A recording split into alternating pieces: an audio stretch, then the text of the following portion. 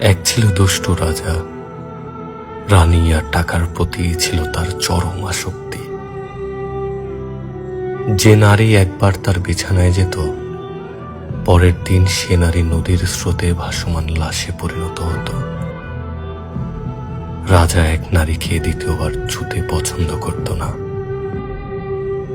সমাজে রাজার খ্যাতি ছিল উজ্জ্বল নক্ষত্রের মতো। সবার চোখে ছিল সে অমূল্য রত্ন। খুন করা ছিল তার নিত্যদিনের সঙ্গী।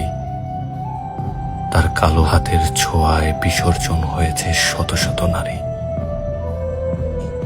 প্রতিটি বিসর্জন ছিল রাজার পরম আনন্দের উৎস।